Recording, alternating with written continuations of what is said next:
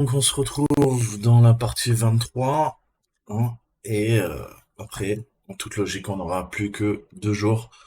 Je vous ai fait toutes les vidéos, pensez à participer, hein, vous aurez un petit diplôme, hein, vous pourrez le partager, ça montrera que vous vous êtes accroché, hein, puisque si vous débutez en cybersécurité, je peux tout à fait comprendre que c'est extrêmement complexe. Ok, on parle de beaucoup de sujets.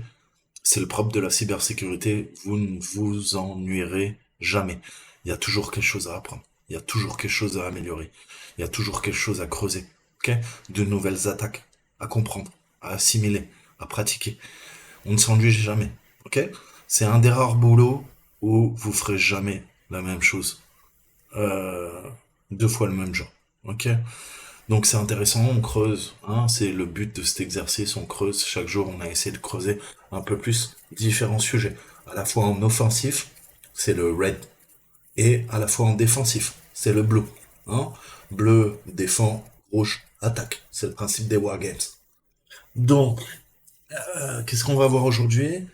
On va se faire le CTF d'aujourd'hui, enfin le challenge. On a une petite machine, je vais me connecter, on va la passer en plein écran.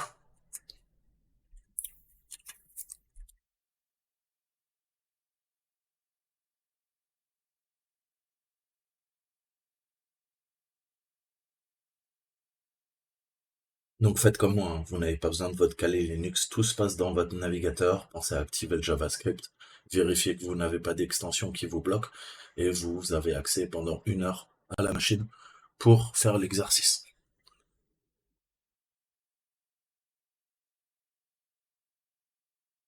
Donc passez-la en plein écran, ça vous ouvre un autre onglet, et hop, revenez là-dessus, fermez, voilà, comme ça vous êtes tranquille, vous pouvez passer de l'une à l'autre.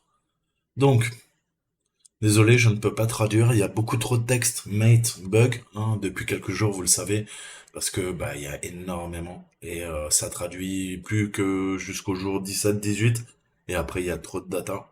Je crois qu'il faut passer à la version pro. Donc, bah je vous ferai ma traduction en temps réel.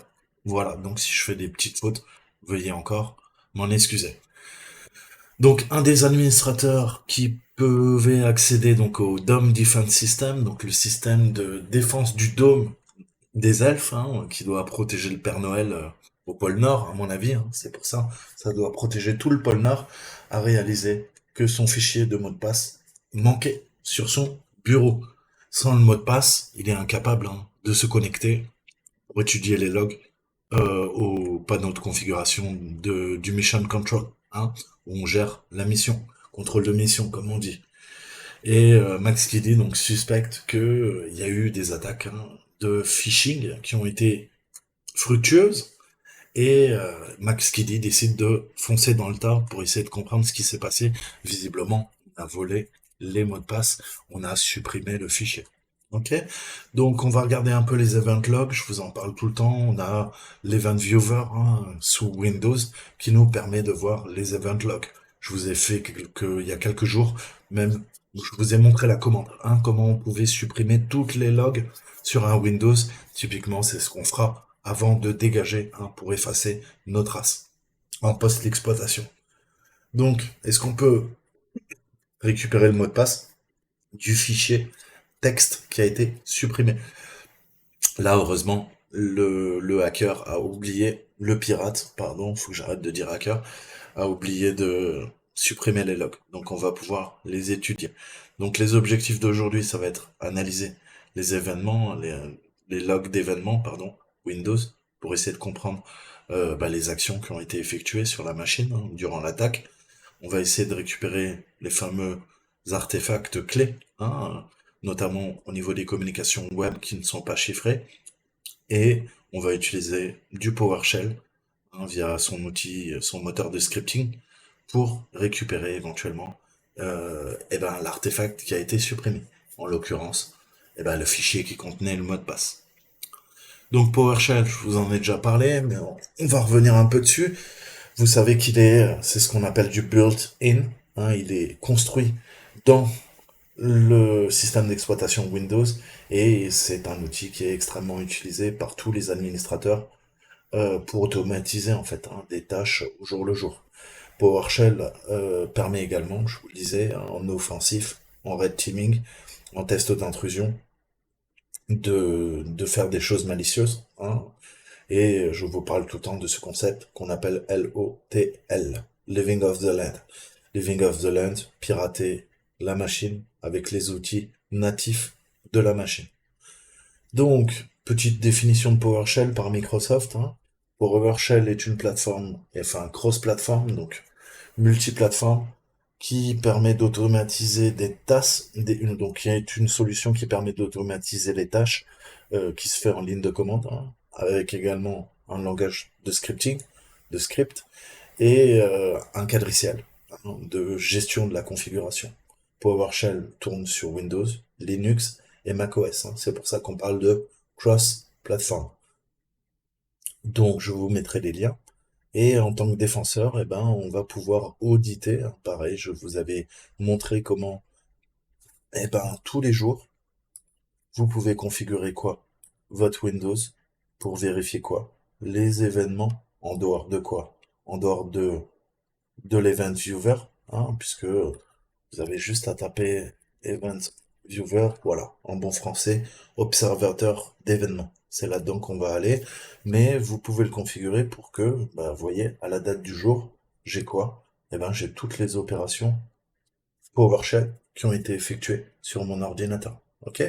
Notamment, je sais que au démarrage de mon ordinateur, ok, j'ai sécurisé, j'ai bloqué et je suis en restricted. À chaque fois que mon ordinateur se lance, ok, et ben voilà ce qui se passe.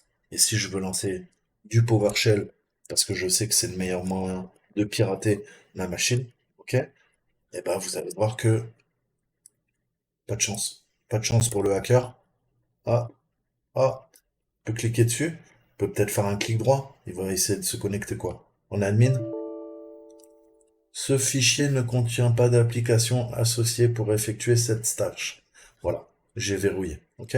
Non seulement j'ai retiré l'association de tous les fichiers PS1, PSM pour PowerShell, j'ai également bloqué PowerShell. C'est-à-dire que quand bien même je pousse un reverse shell vers ma machine, eh ben, il pourra rien faire. Il pourra pas accéder. Cette application est bloquée par votre administrateur système. OK? Et il y a que moi qui sais comment me débloquer. Ça permet de sécuriser mon Windows. OK? C'est-à-dire que le mec pourra pas utiliser toutes les techniques via PowerShell pour commencer à faire du recueil d'informations, de l'intel gathering et faire du pivot latéral ou vertical en se servant de tous les scripts PowerShell qu'on connaît, PowerUp, Empire, bref, il y en a plein. Vous le savez, Sharphound, Bloodhound, tout ça, ça marchera pas sur ma machine. Donc je vous conseille d'en faire autant. Je vous ai fait des vidéos d'hardening, hein, de toute façon, sur Windows. Et bah, le meilleur exemple, c'est ça. Voilà, sécurise ton Windows copain, ok? Et je vous apprends à bloquer le PowerShell, tous les vecteurs d'attaque hein, qu'on utilise. Et installation de syshardener, installation de l'excellent programme qui est là, qui s'appelle Hard Configurator aussi, et qui me bloque tout, hein, via des règles SRP, hein, donc des règles, des polices de sécurité, et ça va vous permettre d'empêcher tous les exploits via Adobe, via le fameux VBA, comme je vous avais montré, bloquer tout le moteur de script, VA CS Script, VS Script, bref, tous les scripts PowerShell, bloquer l'injection de DLL, ok, malicieuse, hein, vecteur d'attaque par le Juarez, par les jeux vidéo, c'est un meilleur moyen de vous faire poutrer. Ok? Et je vais ajouter via le hash ou comment dire certains endroits en fait, hein, des clés de registre qui sont autorisées et qui sont pas autorisées. C'est-à-dire que si le programme s'exécute en dehors de certains chemins dans mon Windows, le programme pourra pas se lancer, tout simplement. C'est pour les virus DOS, au niveau des extensions, désactiver le partage, le SMB, le Samba, hein, désactiver l'enregistrement des mots de passe dans Windows, ok, dans la mémoire, puisque après je vous avais montré comment on attaque elsas.exe pour récupérer votre mot de passe qui est enregistré en mémoire. Bref, voilà comment on sécurise bien un Windows, hein, et ça va bloquer, on va dire 85% des attaques sur votre Windows. Ok? Donc ça, je vous ai fait une vidéo. Regardez cette vidéo si vous voulez apprendre, hein. C'était il y a 9 mois. Je vous apprends tout ça. Ouais. Et aujourd'hui, on va voir maintenant le côté défensif. Ok? Comment je peux gérer tout ça? Eh ben, c'est grâce au PowerShell. On va regarder les événements. Et qui dit événement dit ID, hein, puisque chaque événement génère un euro d'attache et génère un ID, hein, un identifiant. En fonction de l'identifiant, eh ben, je sais ce que fait l'identifiant. Il y a des identifiants qui sont focalisés sur la création de nouveaux comptes. Il y a des identifiants qui se focalisent sur des connexions distantes, hein, à partir de votre ordinateur. Donc, si je sais les ID qui sont clairement quoi, des IOC, des indicateurs de compromission, je vais rechercher, hein, effectuer des filtres et je vais pouvoir retrouver notamment le 4103, 4104, qui sont quoi? Bah, qui sont des vecteurs d'attaque via du PowerShell. On va aller demander tout ça. Donc on va voir comment on applique des filtres, comment on joue avec le PowerShell, hein, et on va venir récupérer sur la workstation, sur le serveur, euh, sur la station de travail, le full event log view, hein. Donc on va récupérer tous les événements et je vous avais déjà fait des cours là-dessus, mais on va voir un petit peu comment on peut trier. Ok? Je vais me focaliser sur une date. C'était le 11 novembre 2021 et on va venir jouer sur les filtres, hein, et intégrer en base de données. On va lui dire, écoute, va requêter dans la base de données, moi je veux ces deux événements. Ok, on va lui mettre là, on les sépare avec une virgule, et on lui dit, écoute, je veux que du PowerShell. Ok, avec wildcard, wildcard. D'accord? Puisque vous savez ou vous savez pas, mais on utilise, hein, ce qu'on appelle des commandlets, CMDLets. Commandlets, les commandlets, vous en avez PowerShell. Ok? Et les commandlets PowerShell, eh ben, elles sont assez, comment dire, distinctes, hein, au niveau de leur appel. Donc, on peut filtrer et voir un petit peu comment ça fonctionne, hein. Donc, vous avez tous les tutos, hein, PowerShell, découvrir PowerShell, prise en main, les commandes essentielles. Et on va aller voir vite fait.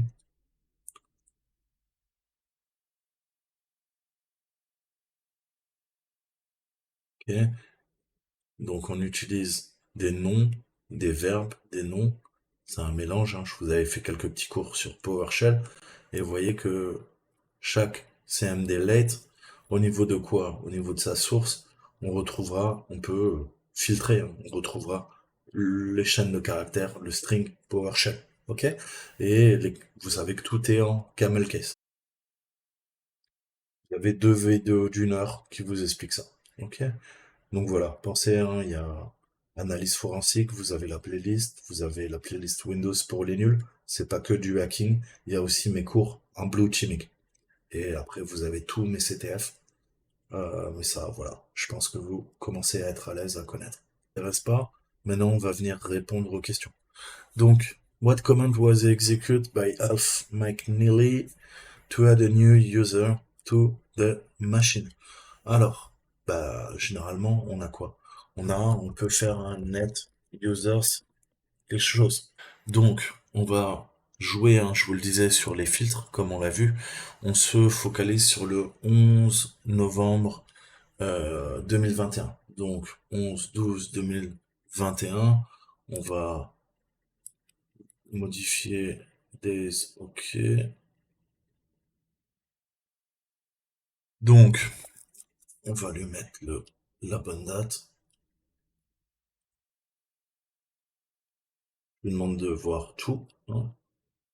Donc là, on est au 11-5, au 11-12. Pourquoi il ne me laisse pas modifier?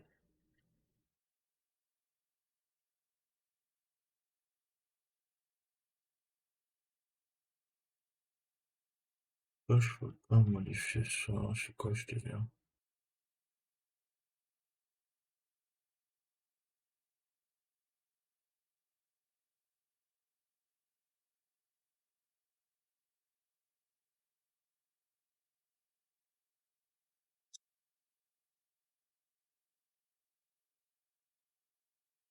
Qu'est-ce-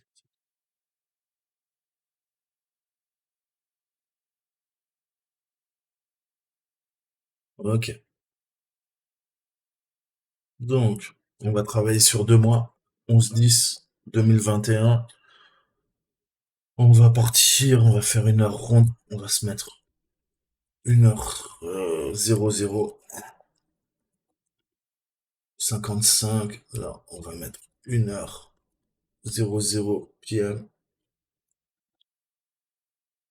Et, et voilà. Donc là, on est pas mal. Maintenant, on va travailler sur nos events. Faut rappeler, on peut. Donc là, on va lui dire comme list, hein, juste ceux que je te spécifie. On a vu qu'on avait le 4103 séparé d'une virgule. Je peux en mettre un deuxième. 4104. Là, on voit clairement hein, il a utilisé un driver malicieux, visiblement, hein. Il a chargé une DLL qui a dû venir pirater, hein. On voit le script.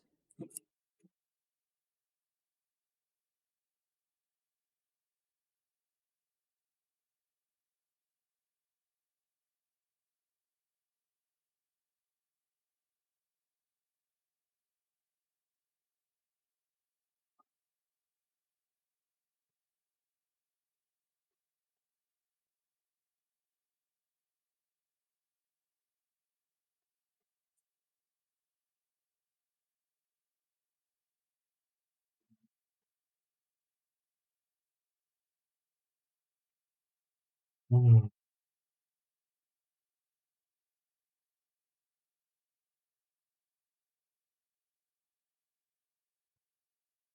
On va essayer de se focaliser, voir s'il y a du HTTP. Ah, ok. Alors, là on voit qu'il se sert d'un script de Caleb Stewart pour exploiter une CVE. Et delete.zip, sdelete.zip.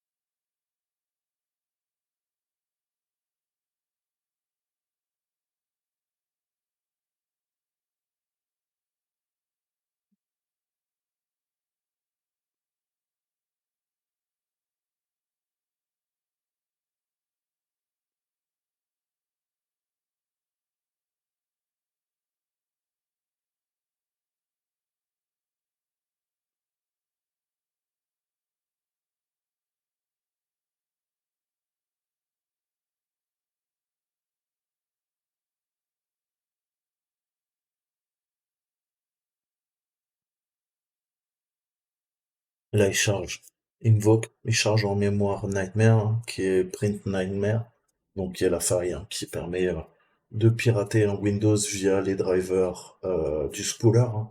Donc le spooler, c'est ce programme qui gère toutes les imprimantes en réseau au niveau d'un écosystème Windows. Je vous avais montré comment exploiter la faille.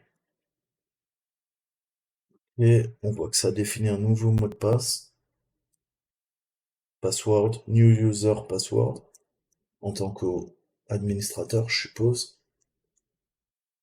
Ah, là on a le contenu, get content. Donc il fait un get content, il récupère le fichier password.txt. Ok.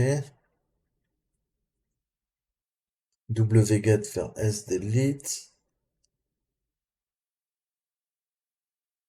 Il convertit, il fait une boucle. Donc sdelete.exe. On voit bien qu'il l'a supprimé grâce à ça. Donc il a utilisé securedelete.exe. Ok. Alors, on va essayer de récupérer chronologiquement. What command was executed to the new user to the machine?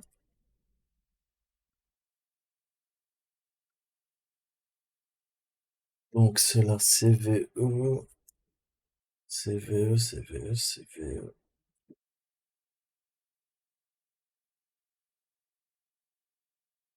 Ben, on l'a là. Ce qu'ils nous disent. New local.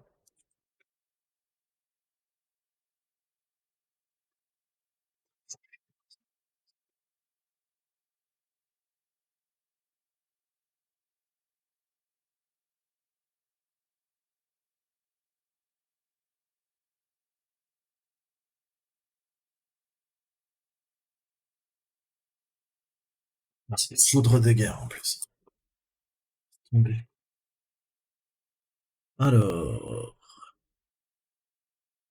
custom cal, défaut, admin, new password, password,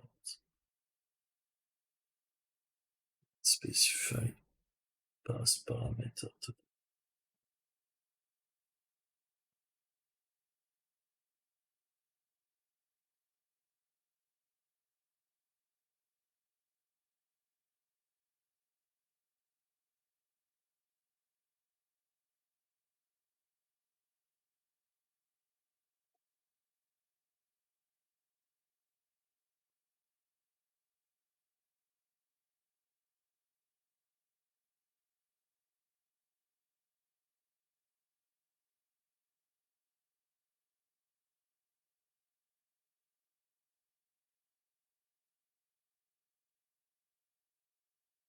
Donc, si on recherche la CVE, vite fait,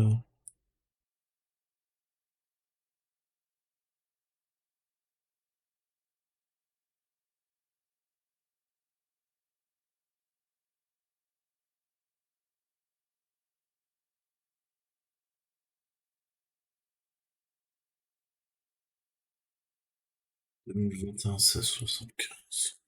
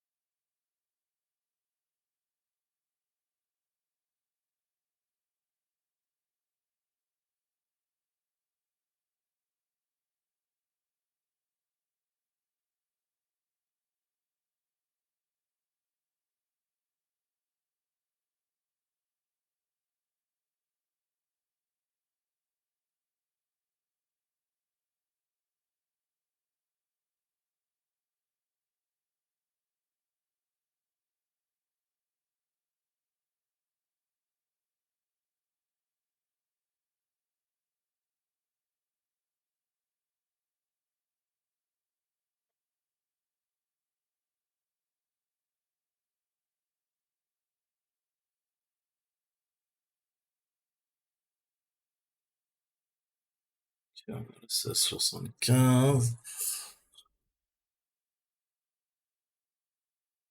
Ah.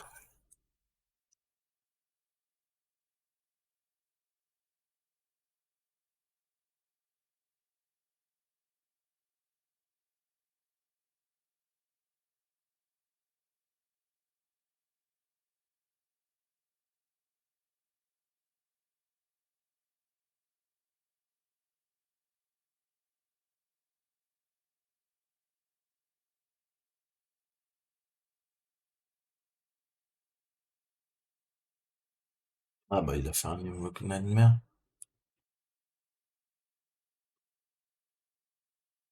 Ok, donc ça c'est la fonction. Ça charge en mémoire l'exploit, ça l'exécute et là on voit que si on creuse un peu, c'est ce qu'ils nous disent, hein. Et là il nous le dit, bah si tu fais ton quoi, ton net local administrateur pour voir qui est administrateur, bah on a John qui a été ajouté. Ok. Admin ou admin password. Bon, c'est admin. Peu importe. Ok. Donc, quel est utilisateur a exécuté le fichier PowerShell pour envoyer le password TXT du bureau de l'administrateur au serveur distant? Très très bonne question. Voilà, ça a été envoyé. Donc là, on a invoke web request, c'est intéressant. Ça, c'est pour télécharger le fichier SDL. Ensuite, là, il récupère l'exploit, il fait un invoke web request, ok. Body, value. Alors, je sais pas. Est-ce qu'on a des outils ici? Ouais, on l'a pas. On a Decryptor, c'est quoi ça?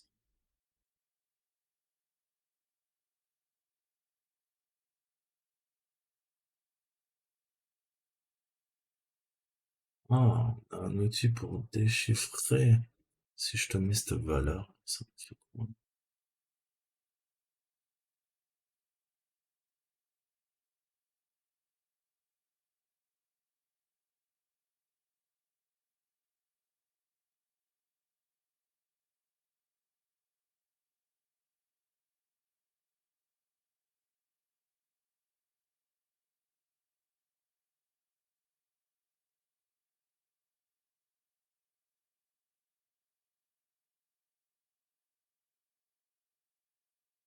Ok, donc là, il a décompressé l'archive SD delete.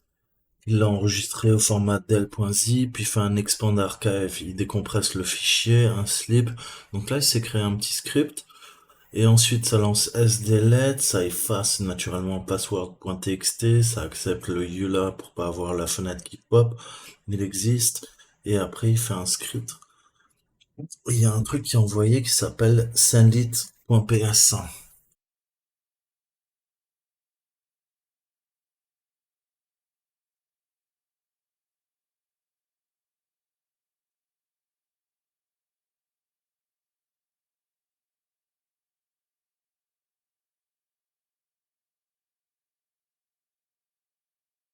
Value post, pipeline à stop. Ah, c'est admin qui a fait ça. Ok. Donc on le voit là, hein. C'est bien le user qui a créé au niveau de l'événement, du contexte, hein. Il a utilisé un programme qui s'appelle Sendit. Et Sendit, on peut le retrouver. On voit ce que je vous disais tout à l'heure. En fait, il a créé un programme qui envoie les données en poste, en fait. Ça, c'est le payload nightmare. Ok, rien d'important. Voilà, c'est ça le plus intéressant, en fait. Voilà. Là, il crée son script, en fait. Ok, on voit que ça a chiffré. Et on a peut-être la clé, là. C'est peut-être intéressant, on va aller voir. On va secure string, encrypt data, donc il chiffre les données, il fait un convert from, secure string, il a dû l'appeler, ça doit être la clé. Ok, ok. Donc là, il me faut l'adresse IP qui est ici, donc 10.10.148.96.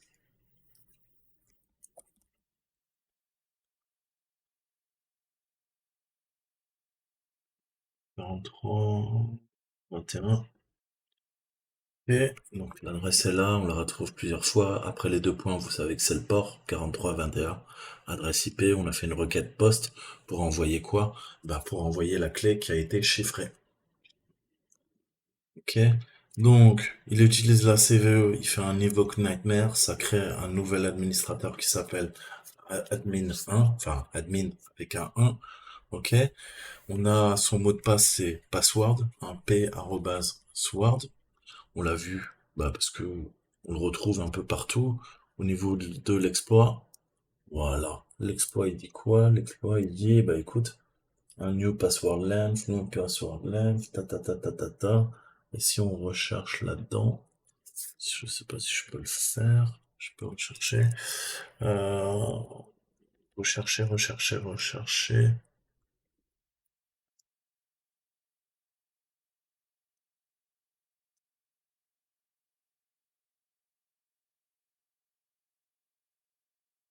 Et donc là, on commence à y voir plus clair. Quelle est la clé de chiffrement qui a été utilisée en fait, hein? Donc je pense que c'est celle que je vous disais.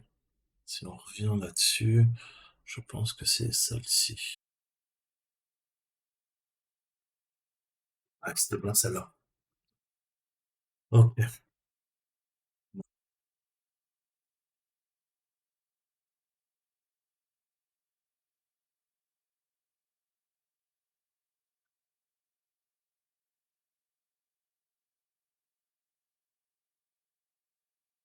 Voilà, le SDLET, là, on l'a. Donc c'est 7h29-27. Bêtise. 7h29, 7. Ok. Donc, on voit que ça a été supprimé hein, via SDLET. Il lui a fait la nick. Qui est là. Encrypted key text. Donc la clé, on l'a.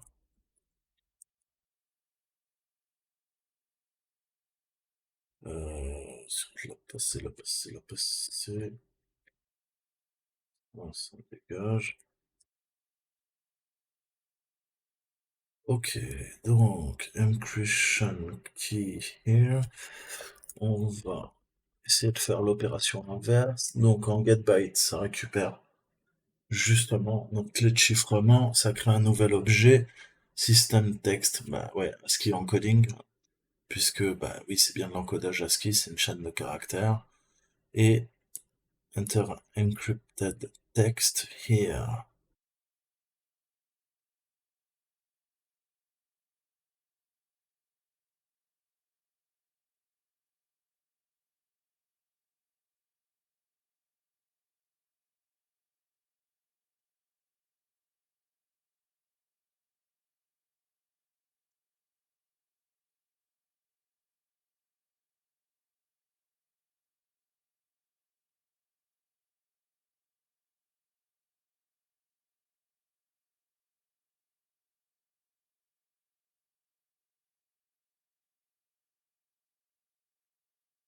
Allez, dis-moi que ça marche, putain. Ok.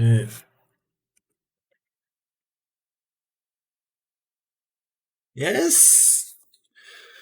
Let it now, election mission control. Yes, papa. Voilà. J'espère que vous avez kiffé.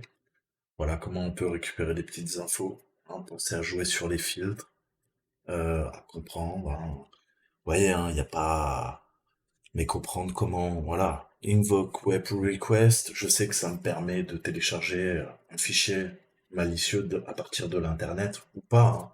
Mais vous voyez, il y a quelques commandlets, command méthodes, hein. Vous en avez 25-30 que vous devrez apprendre par cœur. Après, je vous demande pas d'être des développeurs en PowerShell.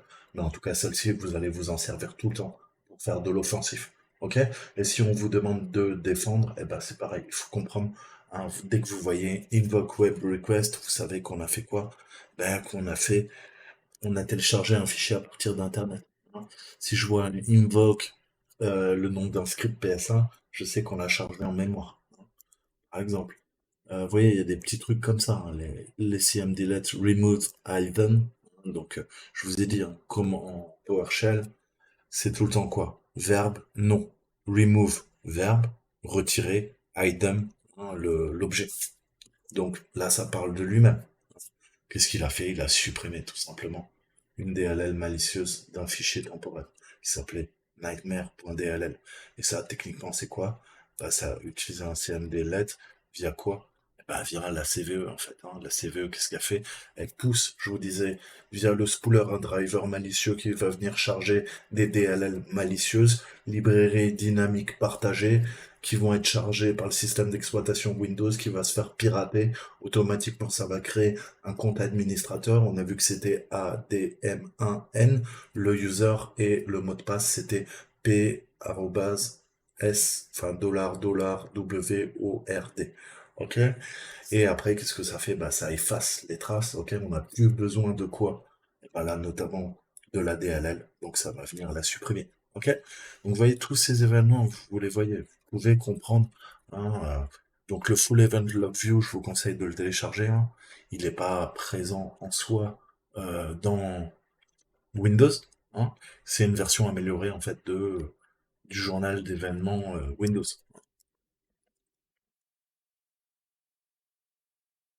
Mais il est beaucoup mieux que celui de Windows. Ok? C'est Nearsoft. Vous pouvez le télécharger gratuitement. Voilà. Allez vous entraîner sur votre machine. Essayez de découvrir des traces de compromission. Essayez de regarder sur votre propre ordinateur si on n'a pas commencé à faire des choses bizarres. On n'a pas ouvert des connexions, on n'a pas créé des comptes que vous ne connaissez pas. C'est le seul moyen de savoir que vous n'avez pas été piraté. Sinon, vous faites confiance bêtement à votre antivirus et tout ça, et vous savez que en cybersécurité, malheureusement, il faut un peu plus. Donc, bah, faites du proactif, hein. Vous avez la version French, hop, vous le téléchargez, parfait. Vous décompressez ça sur votre bureau, et c'est la fête. Ok. Créez-vous quoi? Un nouveau dossier. Full F, hein, moi je vais l'appeler comme ça, je vous montre. Hein, pour le passer en français, vous mettez le fichier ini là. Hop, ça, c'est le pack de langage. Si vous n'avez pas envie de vous prendre la tête avec l'anglais, on revient sur la page. On va récupérer l'outil, version 64 bits, naturellement. OK. Qu'est-ce que je vous ai dit? Quand on télécharge un fichier, qu'est-ce qu'on fait? Allez télécharger HTAB, hein. Pourquoi? Bah là, c'est le meilleur exemple. J'ai téléchargé quoi? La version 64 bits. Je prends le HMD5, je le copie. Comment je vais m'assurer? Là, on revoit tout ce qu'on a vu. Comment je vais m'assurer que le fichier, il n'a pas été tempéré, il n'a pas été, il n'y a pas un virus dedans et tout? Bah, j'ai quoi? Je vais aller là-dedans, clic droit, péter. Là, j'ai quoi? J'ai somme. Oh. Et là, j'ai la somme comparée à ça. Ok. Et on voit que c'est la même valeur, tout simplement. Ok.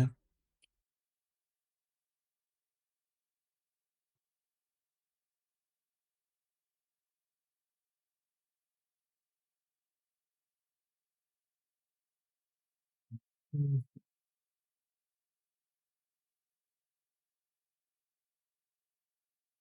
Voilà. 41, 5, F80,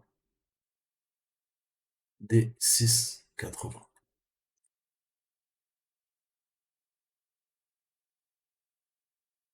Ok. Donc on est bon. Le fichier, il n'est pas tempéré. Donc là, qu'est-ce que je peux faire maintenant? Je peux l'utiliser. Je sais que il n'y a pas de virus. C'est bien le fichier d'origine. Ok. Je fais quoi? Je récupère mon full length. Ok.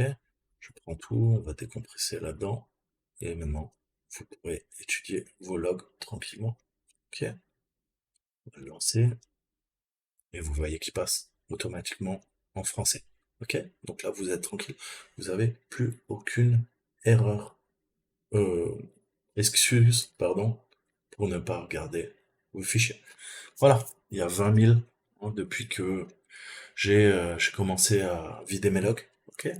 Et regardez au moins, je sais pas, erreur, on s'en fout, information, verbeux, ah, prenez au moins ça, quoi.